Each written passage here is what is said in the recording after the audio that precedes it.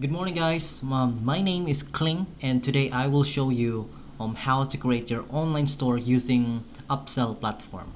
So let's get started. Punta tayo sa upsell.ph and just click start free trial.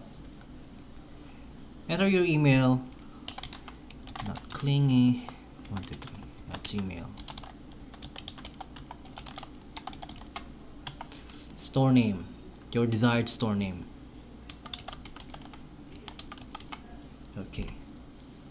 So I'm planning to sell some furnitures like mga chairs and armchairs like that. Okay. So ito na yung website nyo guys. Once sign up and then like actual na talaga to. You can just visit this. And then, ito na yung default website nyo. Well, it happens na hindi pa tayo naka-upload ng mga products natin and items. So, dito nyo makikita yung mga items nyo. So, these are just placeholders. Alright, so, X muna natin to. Alright, so after the sign up guys, dito kayo malaland this page. And as you can see, you already have a website. And then, I can just visit that. And then, ito na yung ibibigay ng Upsell na default website nyo. It happens na hindi pa tayo naka-upload ng mga items natin. So, these are just placeholders. Alright, X lang natin muna to. Okay, let's go and click this. Admin dashboard. Login.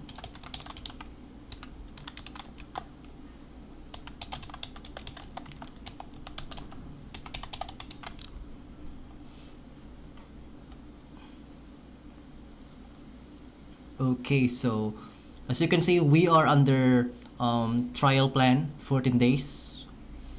And then sa my left bar, dito yung mga actions. So let's go ahead and add products. Okay, unahin natin yung media guys, yung picture ng item. Okay.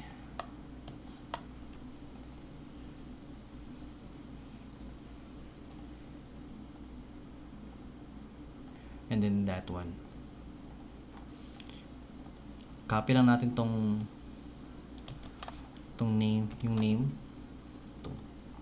And then its description or details like that. Original price, let's say that 1,000 pesos ito guys, and then gusto nyo mag-discount at least 10%, so 900. Magre-reflect yan siya sa store nyo before and after price. Available stock, let's say you have 30 na ganito. And then magno-notify siya if low stock na lang, if konti na lang yung stock nyo. And let's say it reach 15 or below, magpa-prompt siya. So the categories guys, ito yung magse-segregate ng mga products nyo. For example, okay, this is chair, okay? Chairs. And let's say in the future gusto nyo magbenta ng tables, lagay nyo dyan, or computers, lagay nyo lang dyan. But for now, let's focus on chairs. So what type of chairs? This one is armchair.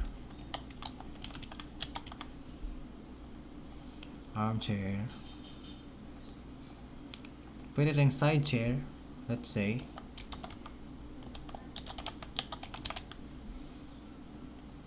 Okay, but let's use the armchair.